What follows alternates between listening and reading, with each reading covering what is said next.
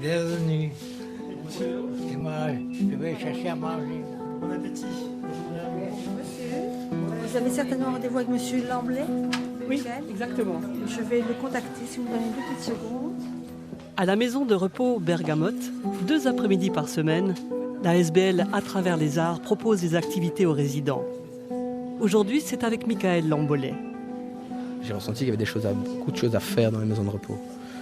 Moi, je viens de journalisme, de la photo, et on m'a commandé un travail en maison de repos. Je ne suis pas resté très longtemps, mais clairement, j'ai vu qu'il y avait beaucoup de temps vide, des temps de solitude. C'est énorme comme puissance. On dit qu'il y a quelque chose à faire dans les maisons de repos, il y a quelque chose à faire non seulement dans le fonctionnement, mais aussi dans la vision qu'on en a. Parce qu'on n'a pas envie d'y aller en maison de repos. Justement parce qu'on reste sur cette image de la solitude, des soins, des odeurs qu'on peut avoir, même le côté mouroir. Bonjour monsieur, dame. Vous allez bien? Ça va, madame Jardier? Vous allez bien? On va s'installer là-bas, venez. Pendant que Michael installe le matériel, Marie va chercher les participants dans leur chambre. Bonjour.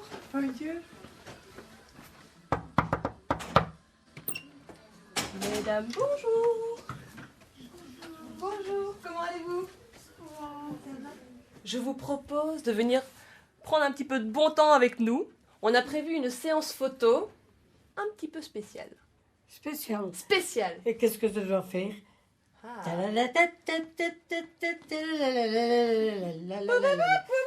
Voilà, à peu près. On vous attend au 5e étage dès que vous êtes prête. Ça va? 12 France, quand je vais de la cadence. Allez, à tout de suite.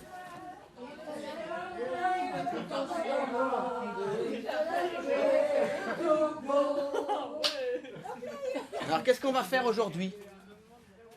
On fait un shooting photo. Et on va faire un détournement de photo. Qui connaît Martine ici? La bande dessinée Martine. Martine, voilà, c'est le frère Martine qui Martine ça. Voilà, c'est ça. Il y a depuis quelque temps sur Internet des détournements de Martine. Ça veut dire ça, Michael? Détournement, ça veut dire prendre une image et lui donner un autre sens. Ah, Alors, dites-moi un petit peu quels sont les différents lieux importants ou moments importants dans la maison qu'on pourrait représenter. la chambre, les repas. Le repas, elle a raison, je la rejoins, la dame. Là, Les repas, il se passe quoi au repas? Parce que vous vous retrouvez pour le coup tous ensemble. Je vais les faire tous bondir. Il se passe qu'on se dispute les chaises et les tables. C'est exactement ça. C'est ma chaise, c'est ma table. Bon. Le moment de l'installation pour le repas, c'est la guerre. Non, non, C'est ma chaise, c'est ma table. Pas vraiment, Oui. Michael, pas vraiment. Et Alors, comment on pourrait illustrer ça alors en photo? Alors là, moi je mettrais une personne d'un côté d'une chaise et l'autre en train de tirer chacune de leur côté. Et on l'intitule à table. Voilà.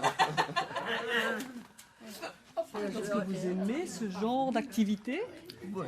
Si vous veniez pas ici, vous resteriez dans votre chambre? Oui. Les gentils. Je fais mon possible, je ne suis pas méchante, je ne pense pas. Vous avez besoin de faire des activités? Oui. Pour occuper mon esprit. Voilà. Comme moi, pour occuper son esprit. Sinon, vous êtes dans vos pensées tout le temps? Oui. Et vous pensez à quoi alors?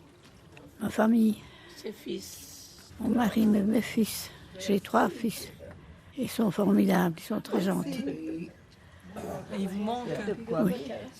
Vous les voyez pas assez? Mais non, ils ont leur travail. Je ne suis pas exigeante vis-à-vis d'eux. Je ne veux pas les ennuyer. Elle n'ennuie personne. C'est un petit chat. Un petit minou. La vie continue. Hein. On doit se faire une idée de dire, bon, je suis venu devenir âgé, il y a des jours où ça va, il y a des jours où ça ne va pas du tout, et le moral surtout. Pour moi, c'est le moral. Comme aujourd'hui, j'ai un cafard fou.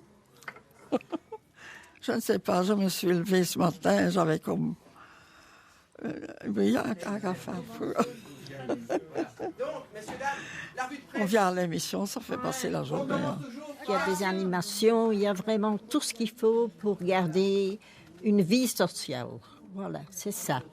Et c'est très important parce que ça empêche les gens de se replier sur eux-mêmes. Et c'est ça qui est mauvais. Je vois assez d'exemples pour des gens que je n'ai jamais même vus, parce qu'ils restent isolés dans le coin. Après ça, c'est des souvenirs qui parfois sont bons, mais qui parfois dépriment. Il faut continuer à vivre. Des moments de solitude, j'apprécie aussi, mais je ne les recherche pas. Je ne les recherche pas. On n'est pas seul sur Terre. Hein? Alors, Madame Fort, Madame Colson. Je vous retrouve, parfait.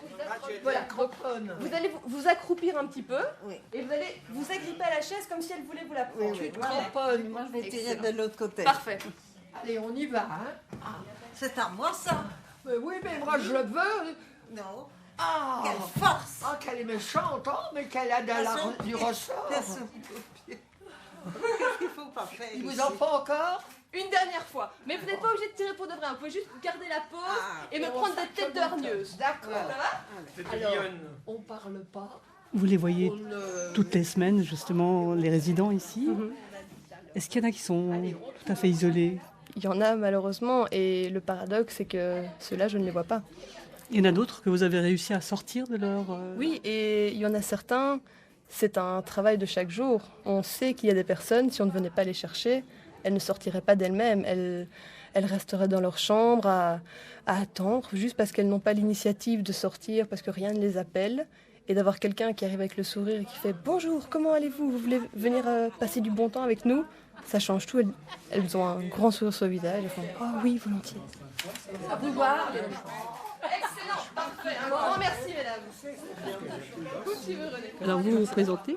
Je m'appelle Raforinde, je suis aide-soignante, j'ai 32 ans. Je travaille ici depuis 2008. Alors, vous travaillez ici avec les résidents? Oui. Ici, Oui. Et il y en a qui restent tout seuls dans leur chambre? Certainement, oui. Beaucoup même. Ils n'aiment pas trop le contact avec les autres résidents, ils préfèrent manger seuls, rester seuls.